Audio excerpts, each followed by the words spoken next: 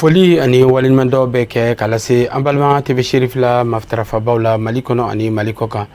An b'aw ladɔnniya k'a fɔ ko nin ye an ka bamanankan kunnafoni waatiw selen minnu bɛ tali kɛ Mali kunkanko kibaruyaw la ani diɲɛ fan wɛrɛ tɔw la. An b'a fɔ ko aw bisimila. Kalanbulon belebele sigira sen kan ka bɛn fɛn min ye Sibiridon Octobre kalo tile 4 san 2025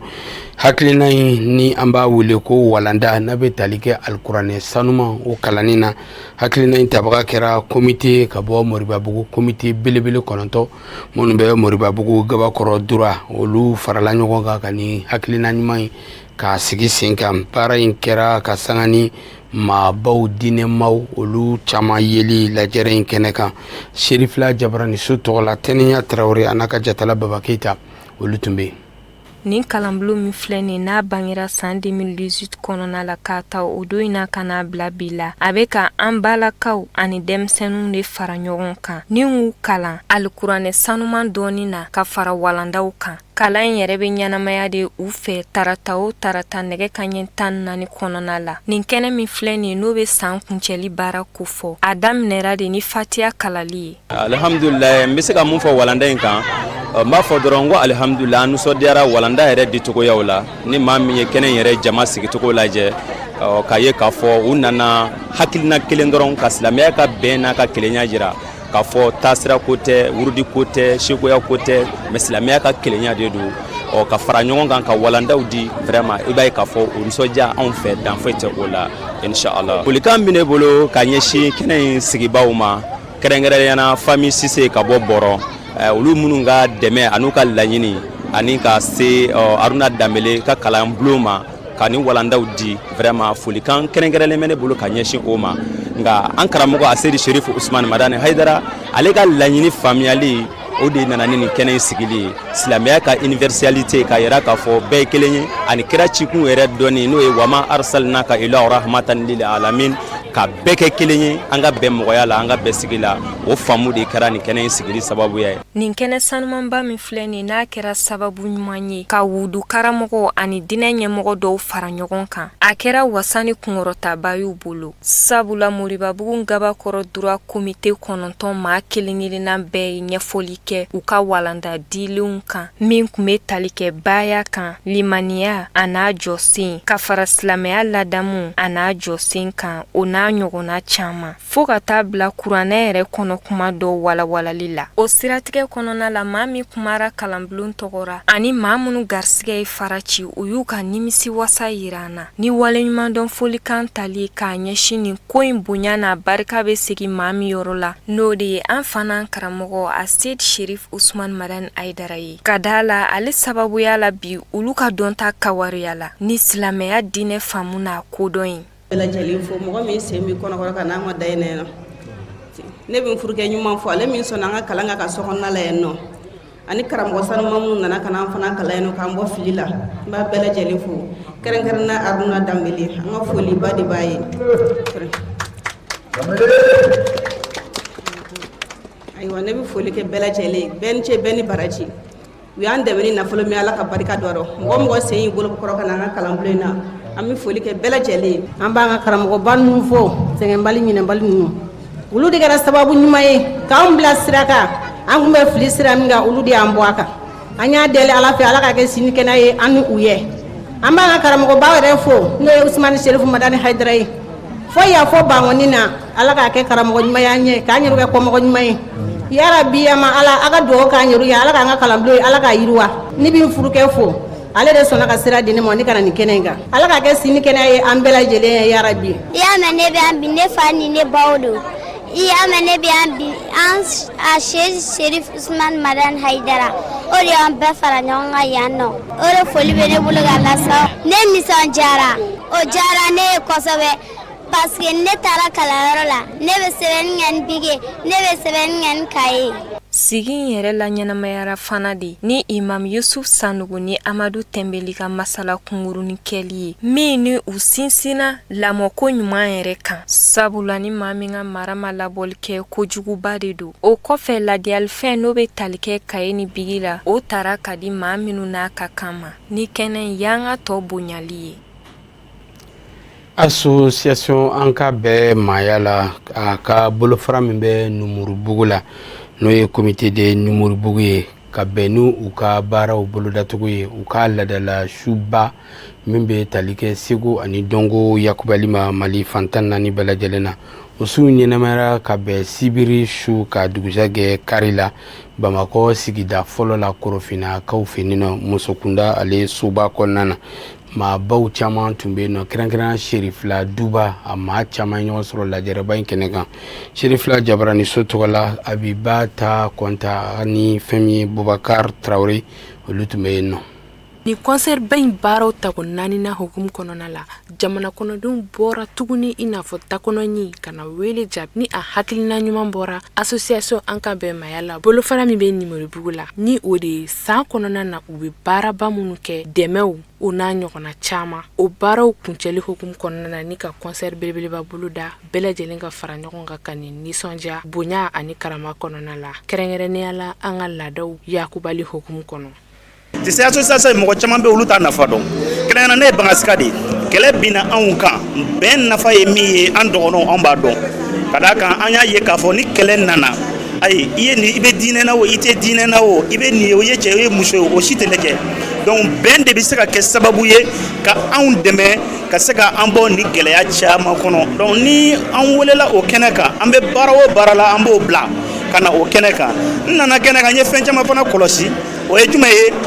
o ye bɛn ni kelenya tamasire ye Mali yɛrɛ kɔnɔ. Association dabɔra adamadenw bɛɛ ka lafiya gɛlɛya min b'an ni ɲɔgɔn cɛ siyaw la gɛlɛya min b'an ni ɲɔgɔn cɛ furuw kɔnɔ gɛlɛya min b'an ni ɲɔgɔn cɛ sigidaw kɔnɔna la ani siya wuruma min bɛ yen association da ani diinɛ lawuruma min bɛ yen nin ye chrétien nin ye silamɛ nin ye bamanan nin ye nin ye association yɛrɛ nana k'olu kara ɲɔgɔn na k'olu kɛ ba kelen fa kelen sinji kelen kunkilenna kelen an bɛ miiriya kɛ kelen hali n'a sɔrɔ an tɛ diinɛ kelen na. association n'i k'i bɛ dɔ fɔ a la i b'i da lamaga dɔrɔn tɛ a tɛ se ka fɔ ka s'a dan na n ye diinɛ la an tɛ diinɛ la an bɛ taabolo la an tɛ taabolo ta la bɛɛ lajɛlen dama ka kan na adamaden n'an bɛnna maaya la an bɛ bɛn fɛn bɛɛ la mais n'an ma bɛn an mago bɛ min na a sɔrɔli bɛ gɛlɛya n'an bɛnna sigi bɛ diya n'an bɛnna jamana bɛ diya n'an bɛnna diɲɛ yɛrɛ bɛ diya. kɛnɛ in kan denfaw fana tun bɛ yen fo ka taa se invité d'honneur ma ni u bɛɛ ye u ka nisɔndiya n'u ka bonya yira k'a yira k'a fɔ olu tɛ sɛgɛn u tɛ ɲina ni jɛkulu in kɔkɔrɔma donni na k'a sabu kɛ a hakilina ɲuman ye ni o de an bɛɛ lajɛlen ka don da kelen fɛ ka bɔ da kelen fɛ. Badara Aliyu Haidara a ye nin kuranaya in de ɲɛnamaya a fa nɔfɛ n'o ye Sheikh Sherif Usman Madana Haidara ye ko ala ko ale m'an dan foyi kama fo an ka bɛn kelen ma ka don da kelen fɛ ka bɔ da kelen fɛ o ka bon ni alabato ye o ka bon ni sun ye o ka bon ni jɛka ye o ka bon ni hiji ye donc anw ka ye nin kɛnɛ kan Burkina tɔgɔ la o tuma na a sababu ye Badara Aliyu Haidara an y'a kanu sabu ka da kan a nana diinɛ dɛmɛ a nana kuranaya o ɲɛnamaya. Ni mɔgɔ o mɔgɔ ye ɲɔgɔn sɔrɔ an ka bɛn maaya la kɛnɛ kan a ka kan i ka nisɔndiya parce que a bɛ fɛn dɔ bɔ mɔgɔ dusukun na a fɔlɔ a bɛ hadamaden juguya bɔ mɔgɔ dusukun na Badara ka an ka nin association an ka bɛn maaya la kɛnɛ ni yɛrɛ sɔrɔ a kɛnɛ kan a bɛ juguya bɔ mɔgɔ kɔnɔ a bɛ tila ka hasidiya bɔ mɔgɔ kɔnɔ a bɛ tila ka bɛn jigin mɔgɔ kɔnɔ a bɛ bɛn nege don mɔgɔ la donc an k'an yɛrɛ sɔrɔ o kɛnɛw kan an nisɔn ka di. N b'a fɔ alhamdulilayi alabil alamin masa min ye ɲinɛ jira n na ala ka san caman jira n na an ka bɛn nin kɛnɛ ɲɔgɔn caman na nin y'a siɲɛ 4 ye o bɛ n kɛ denfa ye Haidara n'a denw bɛ ɲɛni sira de kan fɛn min jɛkulu min tɔgɔ dan bɛ ko an ka bɛn mɔgɔya la foyi t'o kɔfɛ o n'a kɔrɔ bɛ ɲɔgɔn na ala ka san caman jira n na ala ka Haidara n'a denw mɛn si la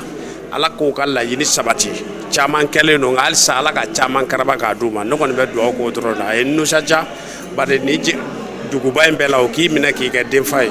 o y'a yira i y'u ka fɛn dɔ de ye hali sisan ala ka kan to n bɛ se k'o de fɔ. ka don da kelen fɛ ka bɔ da kelen fɛ bɛɛ lajɛlen ka jɛ ka kɛ kelen ye n'a ma ɲɛ k'a fɔ an bɛɛ ye an fa adamaden ye o de ye association an ka bɛn maaya la yɛrɛ ka hakilina ye n'a sigidon de kan n'a hakilina ɲuman bɔra an fa an'an karamɔgɔ denkɛ la a Seyida Badara Aliyu Usman Haidara ni a kɛnɛ denbaya tun bɛ Seyida Anta Haidara fo ka taa se Madame Traoré Janke Jawara ma bɛɛ lajɛlen u ka bonya an'u ka nisɔndiya yira ni kɛnɛ in kan. U bɛ événement caman caman kɛ balontanw bɛ kɛ ko caman camanw bɛ kɛ dɔnw bɛ kɛ écoletaw la dɔw bɛ taa kɛ orphelinaw la mɔgɔw bɛ ka dɛmɛ a kɔnɔna la chrétien fara silamɛw kan château bɛ ka jɔ u bɛ ka baara caman kɛ ani somaw dɔkitɛrisow bɛ ka dɛmɛ furaw bɛ ta fan bɛɛ lajɛlen na o la o hakilina de ye nin kɛnɛ in fɛnɛ sigi bi ko ko mana kɛ ni ɲɛnajɛ t'a la a ma dafa a ɲɛnajɛ kɛ ka bɛɛ lajɛlen wele an ka yɛlɛ ɲɔgɔn fɛ an ka barow kɛ ɲɔgɔn fɛ an ka fara ɲɔgɔn kan ka moment dɔ passer ɲɔgɔn fɛ mun ni an si tɛna ɲinɛ a kɔ bi u y'a kanu ka anw kɛ a marraine ye a diyara an ye kosɛbɛ kosɛbɛ an bɛ u fo o la bonya de don sinon ne ye bɛɛ la dɔgɔnin fitinin ye kɔrɔw caman bɛ yen mɔgɔ wɛrɛw camanw bɛ yen minnu b'a mérité mais ka a kanu ka ne ka ye a diyara an ye kosɛbɛ kosɛbɛ. An ka seko ni dɔnko tigilamaw caman tun bɛ kɛnɛ kɔnɔ ka nabagaw la nisɔndiya min kɛra wasa ani nisɔndiya ye nabaga kelen-kelenna bɛɛ lajɛlen bolo hakilila jiginna k'a da u tulo kan k'a fɔ maa o maa kɛra kɛnɛ in denbaya fo ka taa se a denfaw ma u bɛɛ lajɛlen ye jɔnjɔn kɛrɛnkɛrɛnnen sɔrɔ ka sabu kɛ u ka wulikajɔ n'u ka cɛsiri ni ɲɛnajɛba in yiriwale hukumu kɔnɔna la. Ala ka san wɛrɛ ta Ala ko yira an bɛɛ lajɛlen kɛnɛ na an bɛ to an ka bɛɛ maaya la ka nin suba in kɛnɛ kan Mali alisilamɛ ɲɛmaw ka tɔnba Haut Conseil Islamique du Mali maa ɲɛma silamɛya dɛmɛtɔ Ansaru ɲɛjɔrɔ a Seyɛdɛ Sherif Usman Madan Haidara denkɛ a Seyɛdɛ Sherif Badra Aliou Usman Haidara ka fara a Seyɛd Sherif Ahmad Tijan Haidara u bɛɛ lajɛlen tun bɛ ni lajɛrɛ kɛnɛ kan u y'u ka nisɔndiya yira an ka ɲinikɛlaw ka kuma galama la.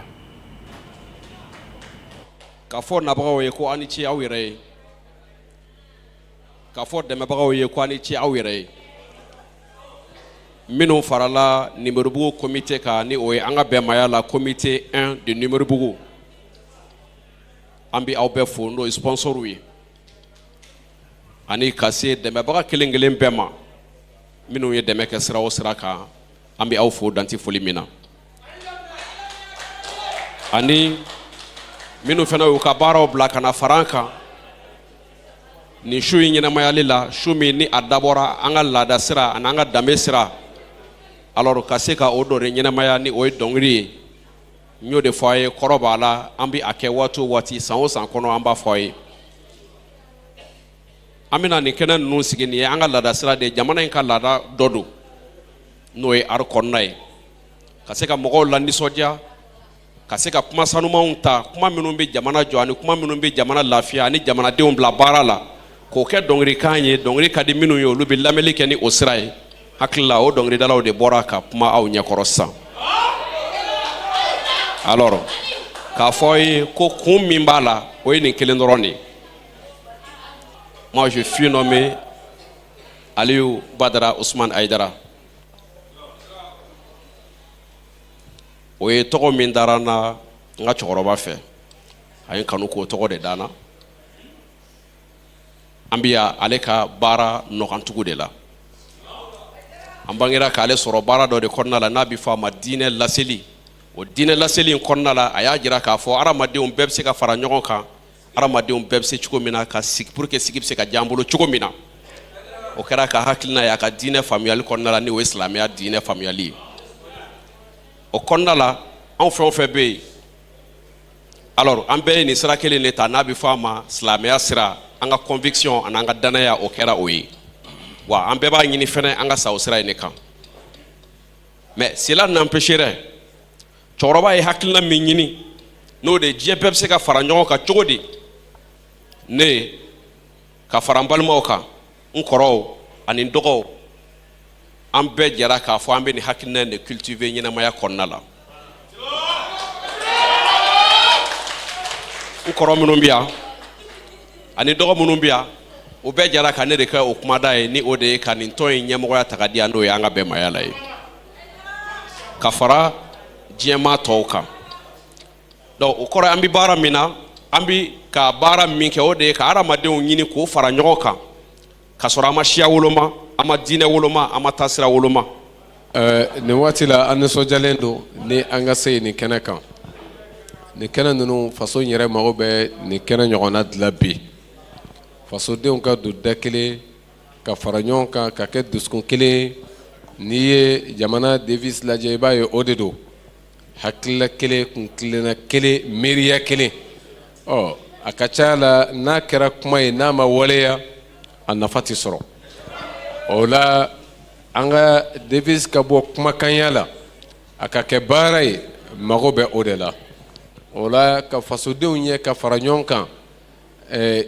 diinɛ ye bɛɛ kelen-kelenna ka faamu ye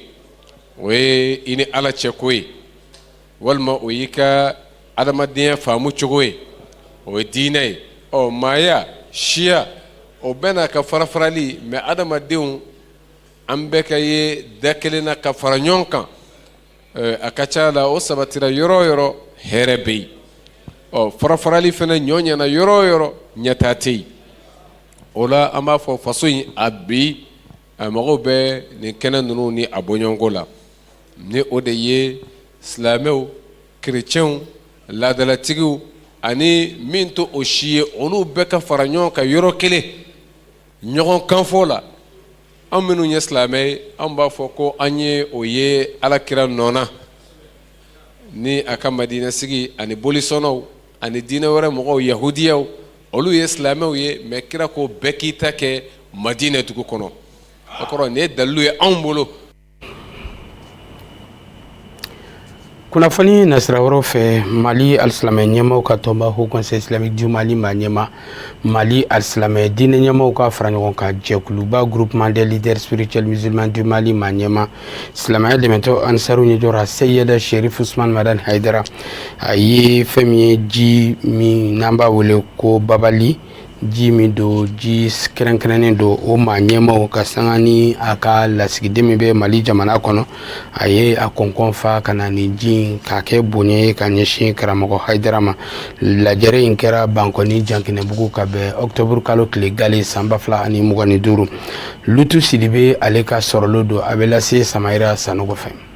ka sangani ni bonyanya baara in ye o fɛ sherifula duba kɔnɔ bangoni jangene bugu kɔnɔna na o mineral babali a lasigidenw mali jamana kɔnɔ o min ye ji ye ni a bɛ dilan burukinakaw fɛ yen o nana ka na jirali kɛ u ka jiw la ka ɲɛsin mali silamɛtɔnw ka fara ɲɔgɔn tɔnba o conseil islamique du mali ma ɲɛma mali silamɛ diinɛ ɲɛmaw ka jɛkuluba groupement des leaders spirituels musulmans du mali ma ɲɛma silamɛya dɛmɛtɔn anisaro ɲɛyɔrɔ an fana karamɔgɔ a seyide sherif usman madan haidara la o siratigɛ la a kɛra waati kɛrɛnkɛrɛnnen o bolo o ka o mineral babali a caman ta ka di banimo o mineral babali jirali kɔfɛ zamzam y'u la nabaw n'an bɛ dugawu de ɲini bani fɛ janko feerefɛn min bɛ o bolo a ka se ka kɛ fɛn kanu ye diɲɛma fɛ o mineral babali ale bɛ bɔ burkina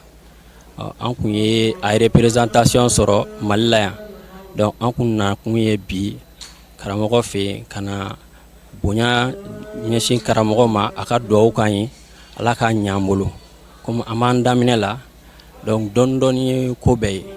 donc an nakun kun y'o de ye bi karamɔgɔ fɛ alhamdulilayi rabil alamina an ye wasa sɔrɔ an ye wasa jɛlen yɛrɛ yɛrɛ sɔrɔ a ko la donc alhamdulilayi an bɛ duwawu kɛ hali bi ala ka karamɔgɔ yɛrɛ mɛn an kɔrɔ a laɲiniw bɛɛ sabati a kɔnɔna la o nisɔnjali ye ka sangani kunbɛliko ɲuman ye min taara ka ɲɛsin o ma sherifula duba kɔnɔ nabaw ye foli ni waliɲumanw ta ka ɲɛsin mali silamɛya ɲɛmaaba ma an fana karamɔgɔ a seyide sherif usman madan haidara ka sangani cɛsiri ni wulikajɔ ye min bɛ kɛ a fɛ dugujɛgo 20 jango bɛn ni basigi ka sabati diɲɛ kuru kara kɔnɔ ni ka sɔrɔ ka ɲini bɛɛ lajɛlen fɛ u ka o taamaɲɔ kɛ o mineral babali ye walasa ka kalon bɔ olu da o mineral caman bɛ mali la n'i y'a ye an nana ni o mineral babali ye mali la bi ka sababu kɛ a ji qualité ka ɲi n'i y'a ye hali burukinabew yɛrɛ bɛ bɔ burukina ka na n'u ka ji ye mali la yan i na o na i bɛ taa sɔrɔ u ka ji bidɔn b'u bolo ka sababu kɛ u ka ji qualité de ka ɲi donc an yɛrɛ o de kama an yɛrɛ nana n'a ye pour que maliyɛnw yɛrɛ fana bɛ se k'a bénéficier ji ɲɛnɛman don a ka fɛgɛn kɔgɔ ɲɛnɛman t'a la burukina yɛrɛ mɔgɔw b'a ɲini hali banabaatɔw dimiw ni tɔɔrɔ bɛ bana bɛ mɔgɔ minnu na u ka so k'a ji in consommer donc o yɛrɛ de an b'a ɲini maliyɛnw bɛɛ fɛ bɛɛ ka se ka babali ɲini ka babali consommer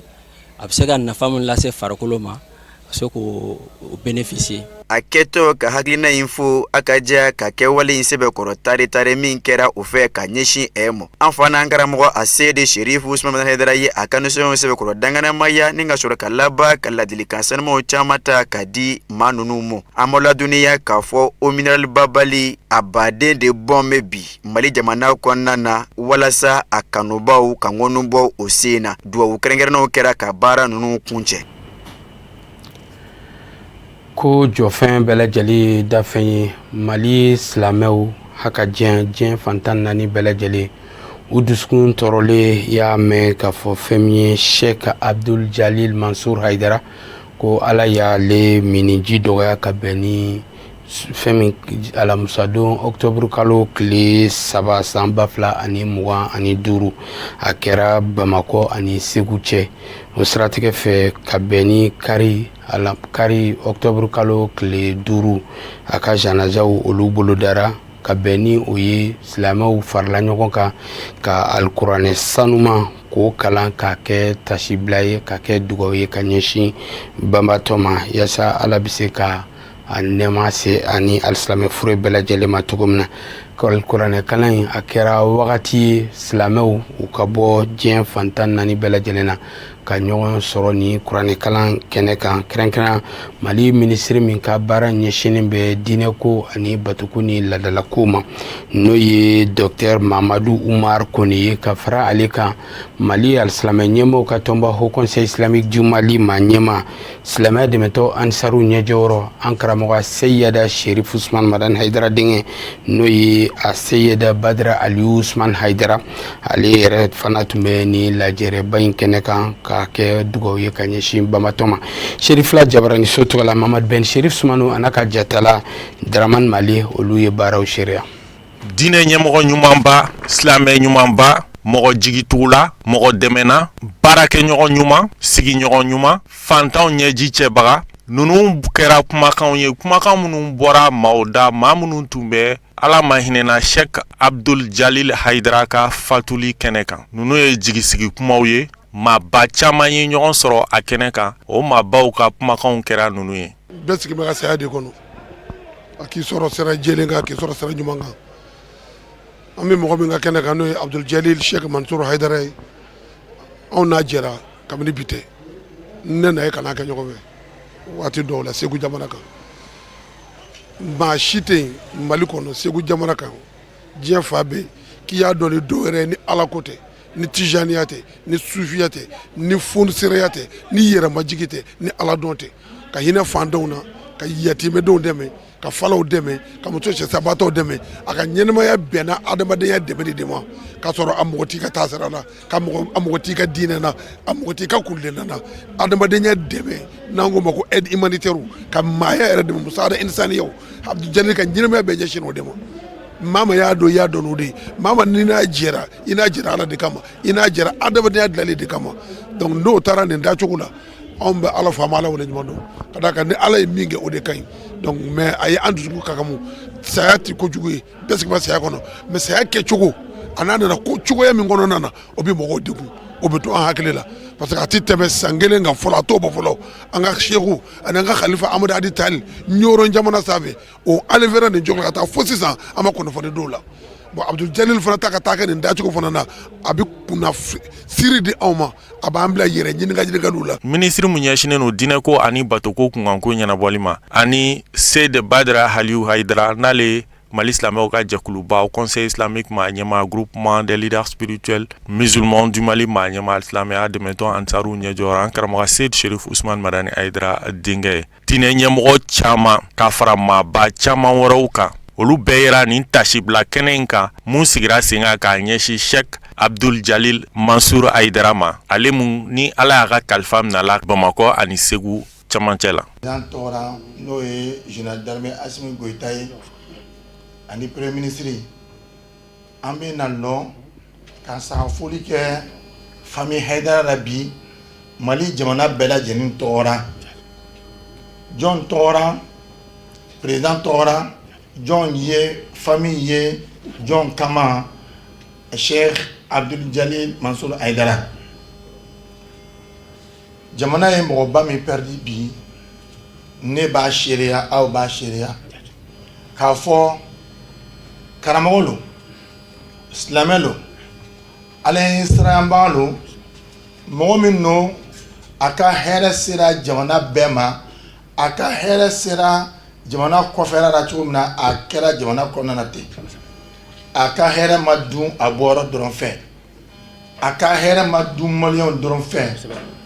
silamɛw y'a dun mun bɛ yen hali n'a n'o tɛ diinɛ kelen na o y'a dun Abdul Jalil Mansur Haidara ale kelen a bɛ bɛn adamaden 1000 de ma ala ka lajɛlen min y'a sɔrɔ an y'a ɲini ala fɛ ala ka ni mɔgɔ tɔw kisi ni ɲɔgɔnna ma alijinɛ alfirdausi ala ka o se a sigiyɔrɔ ye an bɛ kɔn ka tanu di ala ma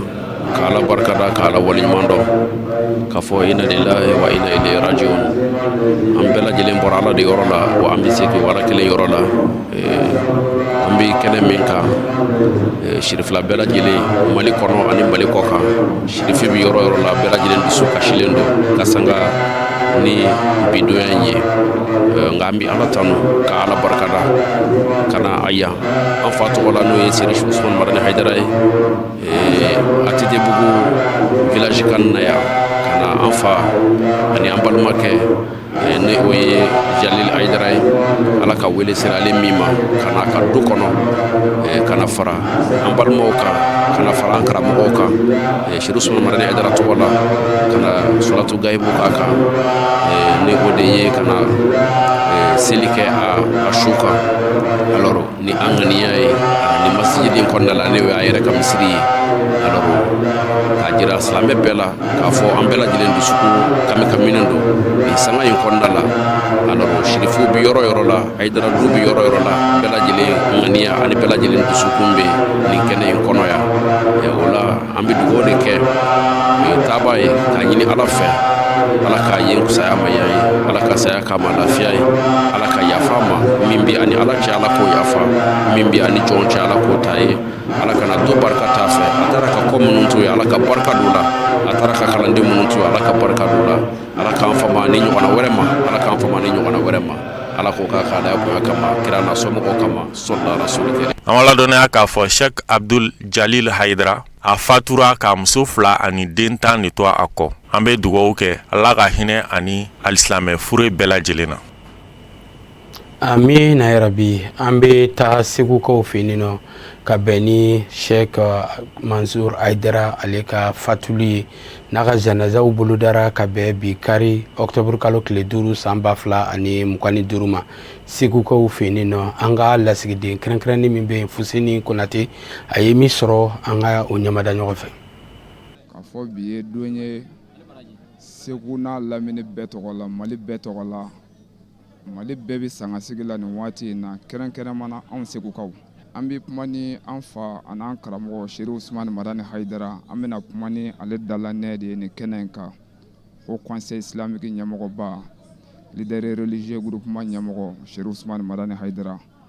an bɛ kuma ni ale ka bonyamasegin de ye nin kɛnɛ in kan ka d'a kan n'i y'aw ye kɛnɛ o kɛnɛ kan a bɛ kɛ n'ale ka yamaru de donc o kɔfɛ an bɛ foli kɛ Sheikh Mansur Haidara ka denbaya bɛɛ ye ka foli kɛ an ka Segu autorités ye ka foli kɛ an ka Segu dɔnnibaaw ye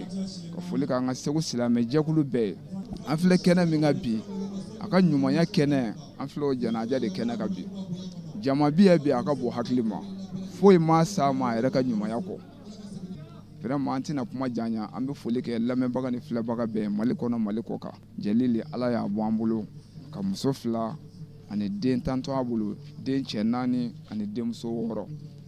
k'a si to san 50 ani san 3 la foyi t'an fɛ dɔrɔn a barika ala ye ala mana min kɛ o de ka ɲi an bɛ dugawu k'a ye ala k'a dayɔrɔ suma an bɛ an balimakɛ ani an kanuɲɔgɔn ani silamɛ bɛɛ kanuɲɔgɔn ani kɔlɔsitigiw bɛɛ kanuɲɔgɔn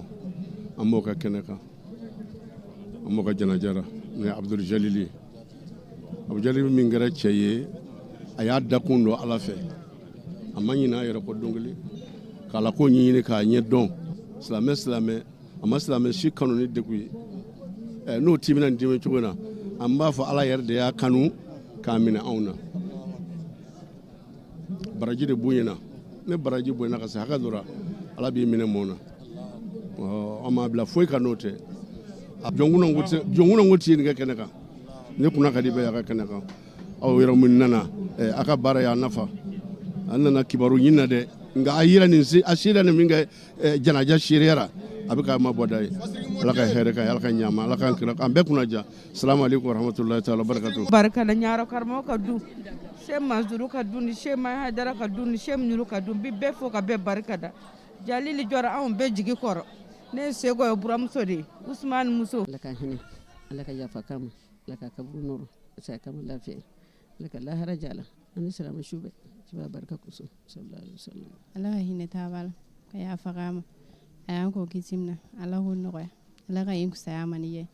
an bɛ seguya bi an bɛ Sheikh Mansour ka denbaya la Segu jamana kɔnɔ an bɛ dalayi tiɲɛ na silamɛmuso an dusu kamkaminen don silamɛw dusu kamkaminen don ala ye lajarabili min se an ma an bɛ o kɛnɛ de kɔnɔ bi an b'a ɲini ala fɛ ala ka hinɛ an ka sirifukɛla ka bada dali nɔgɔ ala k'a kungo to ala k'an yɛrɛ ɲɛna an ka don cɛ ala kana an sɔrɔ kɛ diɲɛ ala kira kɔsɔn an b'a fɔ ko inna lillahi wa inna ilaihi rajiun an bɛ seereya k'a fɔ Sheikh Abdul Jalil Mansour Haidara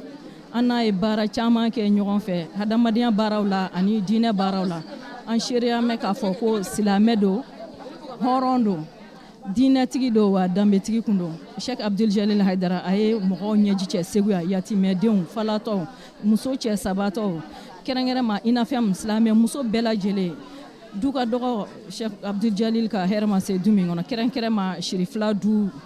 o du ka dɔgɔ k'a ka mɔbili ma don du min kɔnɔ donc an bɛ ala fo k'a barikada ale ka ɲuman ni mɔgɔ ye ɲuman 100 kɛ k'i ka 40 fɔ a ɲɛna ko ka 60 fɔ a kɔfɛ an bɛ se k'a 100 bɛɛ fɔ Abdul Jalil ɲɛna an bɛ se k'a bɛɛ fɔ a kɔfɛ an bɛ ala deli ala ka hinɛ na ka saya in k'a ma lafiya ye ka kɔtɔ nɔgɔya an ye ala kana du in barika ta a fɛ ya rabbi ala ka taa ko ɲuman de an yɛrɛ ma bi jahi rasuli sallallahu alaihi wasallam an balimakɛ an'an ka karamɔgɔkɛ an'an ka seku n'o ye Abdul Jalil Mansour Haidara